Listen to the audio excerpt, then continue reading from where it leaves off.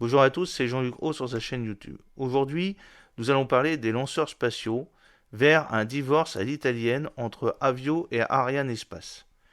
Le gouvernement italien a demandé à l'Agence spatiale européenne de retirer les lanceurs de la famille Vega du portefeuille commercial d'Arianespace, un dossier à l'agenda du sommet spatial de Séville prévu les 6 et 7 novembre.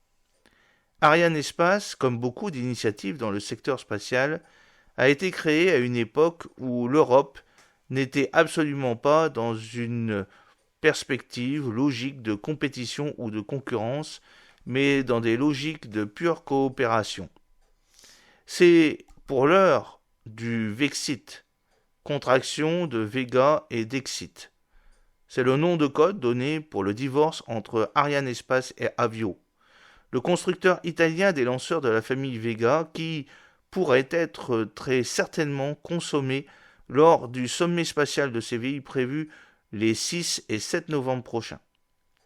Ce dossier est d'ailleurs inscrit à l'agenda de ce sommet qui sera important pour la filière européenne, notamment dans le domaine des lanceurs et de l'exploration spatiale. Contacté par la tribune, Avio a répondu qu'il n'y avait aucune information sur ce sujet. Selon nos informations, le gouvernement italien a fait une demande officielle pour retirer les lanceurs Vega de l'orbite d'Arianespace, la société qui commercialise actuellement les lanceurs Ariane et Vega. Pour autant, il n'est pas sûr encore que le sommet de Séville donne une réponse définitive à l'issue de ce sommet. Il y sera notamment question des modalités de sortie d'Avio. La rupture semble définitive entre la France et Avio, même si son PDG souhaite rester au centre spatial guyanais pour lancer Vega C et puis certainement Vega E, plus 20% de performance, qui pourrait se révéler être un futur concurrent pour Ariane 62 et dont le premier vol est actuellement prévu en 2026. C'est un vieux rêve de faire voler ses propres ailes sur le plan commercial depuis la fin des années 2010 pour des questions d'autonomie stratégique. Son rêve de bâtir un Vega Space avait été mis entre parenthèses à la suite du premier échec de son lanceur Vega en juillet 2019, suite d'un deuxième en novembre 2020. Cette nouvelle initiative n'est donc pas surprenante. Il a relancé en 2022 et avait réussi à convaincre l'ancien gouvernement italien de le suivre dans cette aventure. Mais les élections parlementaires italiennes ont désigné en octobre 2022 une nouvelle majorité, comme vous le savez. Résultat, toute la filière des lanceurs a été suspendue pendant des mois à la position du nouveau gouvernement italien.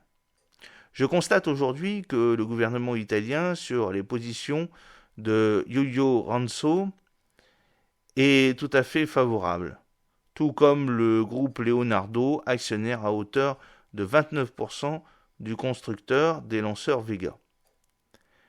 Le PDG d'Avio, lui-même actionnaire d'Avio, à travers un véhicule d'investissement In Orbit Spa, créé en 2016 avec 50 cadres de la société, 4,07% du capital, a été tenace.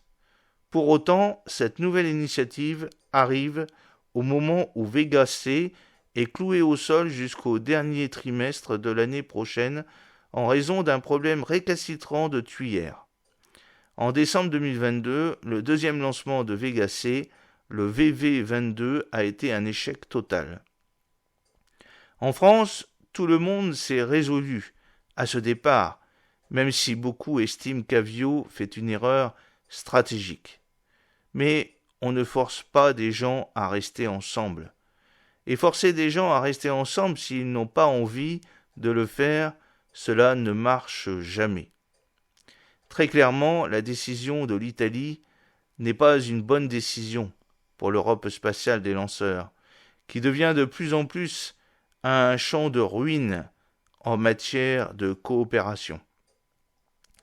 Avio et Ariane Group devraient néanmoins faire vivre leur coopération sur les boosters P120C qui équipe à la fois Vega C et Ariane 6.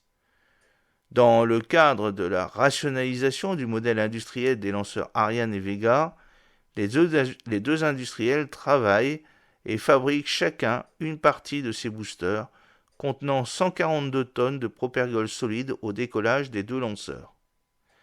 Ariane Espace, comme beaucoup d'initiatives dans le secteur spatial, a été créée à une époque où l'Europe n'était absolument pas dans une logique de compétition ou de concurrence, mais dans des logiques de pure coopération. À partir du moment où cette logique de compétition est en train de supplanter la logique de coopération, beaucoup de questions doivent être reposées dans le secteur spatial européen, dont celle concernant Ariane Espace.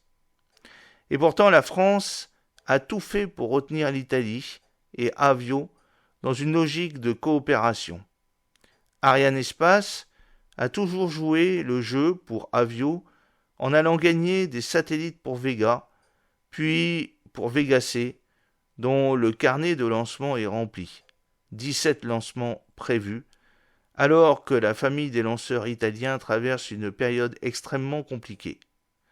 Surtout en dépit du pessimisme du gouvernement français, Ariane Group a essayé de convaincre Avio de se lancer à deux dans une coopération sur un programme en commun à Avio. En vain. J'espère que cette petite vidéo vous a plu. N'oubliez pas de cliquer sur le pouce pour la promouvoir, de vous abonner si ce n'est pas encore fait et de partager cette vidéo sur vos réseaux sociaux. A très bientôt, fidèlement, Jean-Luc O.